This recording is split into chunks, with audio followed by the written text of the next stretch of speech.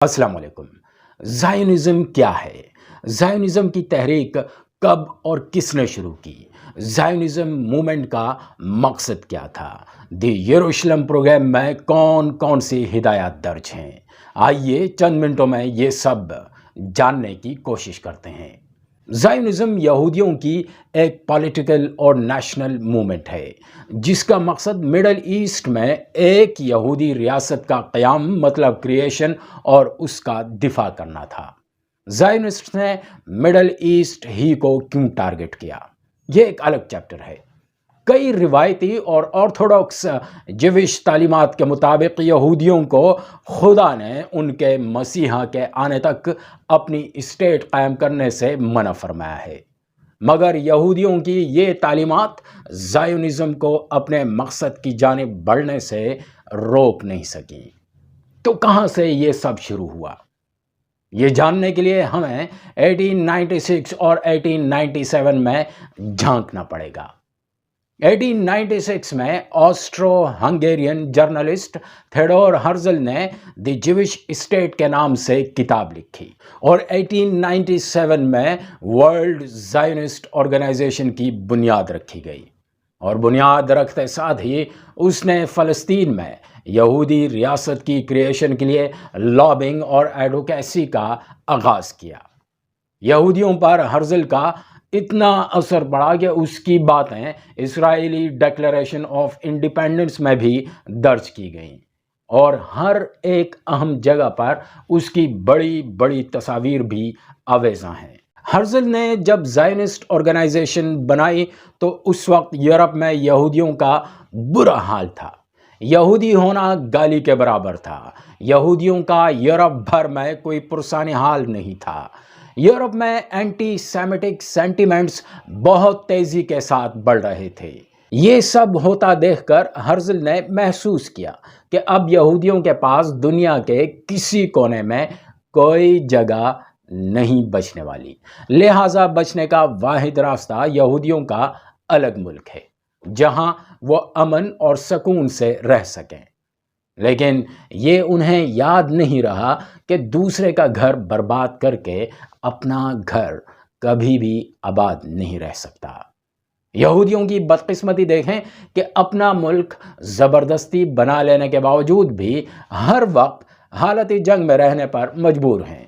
यूं कहें कि बेचैनी, बदअमनी और बेसकूनी उनका मुकद्दर बन चुकी है।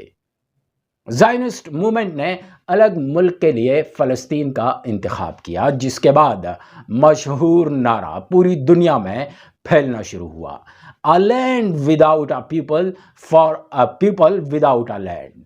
मगर इस नारे में एक प्रॉब्लम थी कि जिस ज़मीन की बात हो रही थी यानी फ़लस्तीन की, वो लोगों के बगैर नहीं थी। यहाँ मुस्लिम अक्सरियत के साथ साथ ईसाई और थोड़े से यहूदी भी एक दूसरे के साथ सदियों से रह रहे थे। 1918 में पहली आलमी जंग के खात्मे और ऑटोमन एम्पायर के टुकड़े टुकड़े होते ही ब्रिटिश सपोर्ट के साथ फ़लस्तीन में यहूदियों की आमद शुरू हुई, क्योंकि अब फ़लस्तीन नहीं बल्कि ऑक्यूपाइड ब्रिटिश फ़लस्तीन बन चुका था। बरतानिया यहूदियों के साथ किया हुआ वादा निभाने लगा, जिसकी वजह से यहूदी आबादी बड़ी तेज़ी से फ़लस्तीन में परवान चढ़ी। फिर 1939 में वर्ल्ड वॉर 2 की सूरत में एक टर्निंग पॉइंट आया और होलोकॉस्ट के बाद मकबूजा फ़लस्तीन में यहूदियों की आमद में बेपनाह इजाफा हुआ।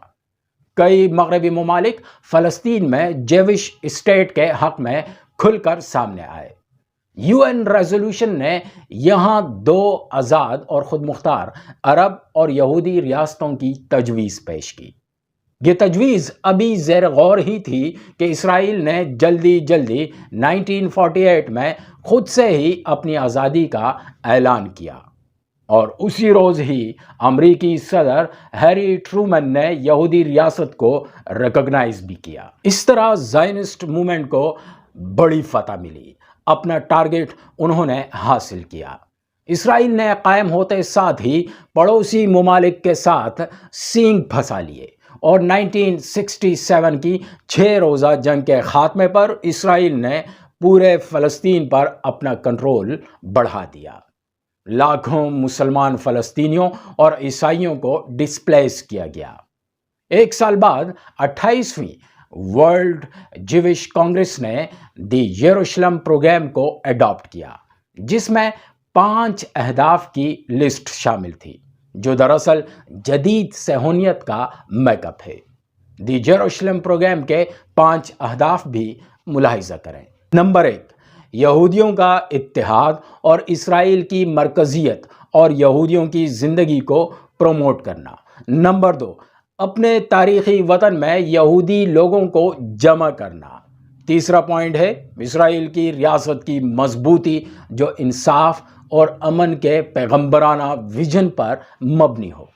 پوائنٹ 4، یہودی اور ہیبریو تعلیم کو فروغ دینا اور اس کے ذریعے یہودی لوگوں کی شناخت کا تحفظ کرنا۔ اس لسٹ کا 5واں ہدف ہے ہر جگہ یہودیوں کے حقوق کا تحفظ کرنا۔ پریکٹیکلی ان کا انصاف اور امن کا ہدف خطے میں رہنے والے بہت سے غیر یہودی لوگوں کے لیے کھو گیا ہے۔